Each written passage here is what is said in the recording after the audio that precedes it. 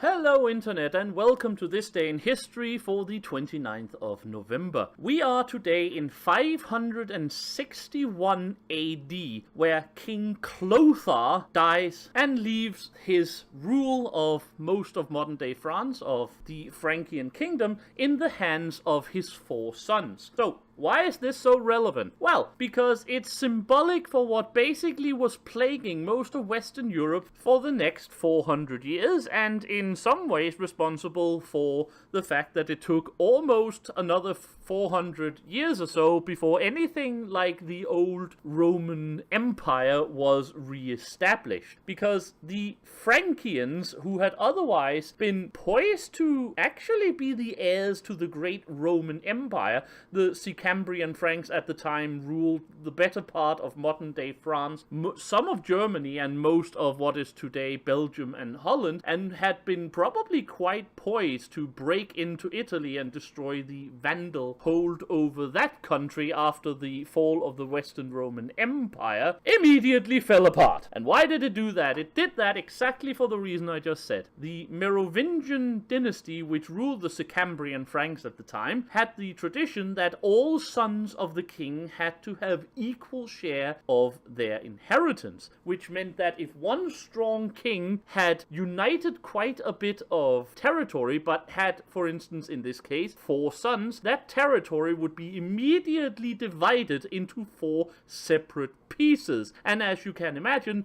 the various sons might then very well decide to have a go at each other to try to re-establish the power of their father, which was basically what happened repeatedly over the next 300 years of Merovingian rule of the Franks. Strong king arose, conquered all they saw, reunited the kingdom, made just about ready to re-establish the Pax Romana of earlier times, then died, gave everything to their sons, who immediately started fighting, became small isolated kinglets until the next round of reunification. It was in fact so bad that even when the Merovingians was thrown off the throne for the Carolingian dynasty started by Karl Martel and Charlemagne, it kept on going in the exact same way for another few centuries until what was then the original part of the central part of the kingdom, namely modern-day France and most of central Germany, had become completely separate realms, eventually developing into, well, modern-day France and the Holy Roman Empire, who then, of course, spent the next 400 to 800 years fighting with each other because, of course, they did. It is, in fact, probably the single most defining reason why Europe took 1,000 years after the fall of the Western Roman Empire to once again be strong enough to, in any kind of way, dominate the rest of the world, or even parts of the rest of the world. Yes, I know the Byzantium Imperium held in the east, and there were several other mighty powers around, but one has to wonder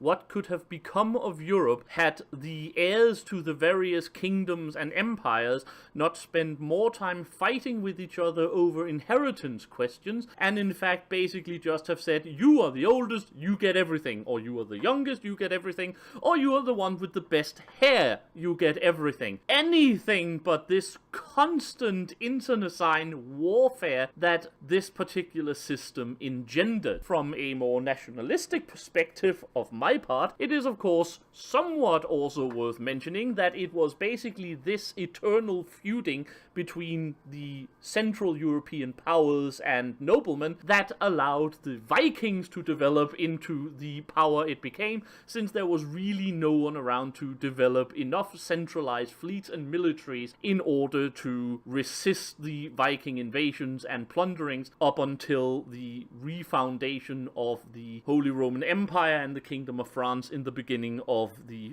2nd millennium. But anyway, that was it for this day in history. The death of Clothair I of the Merovingian dynasty of the Sicambrian Franks, and the division once more, and not for the first time, and definitely not for the last, of the Frankian realms into separate striving successor states based upon the equal share of inheritance by his sons. I hope this has been of interest to you. Until next time, I have been the Sage, and I wish you all a very happy day.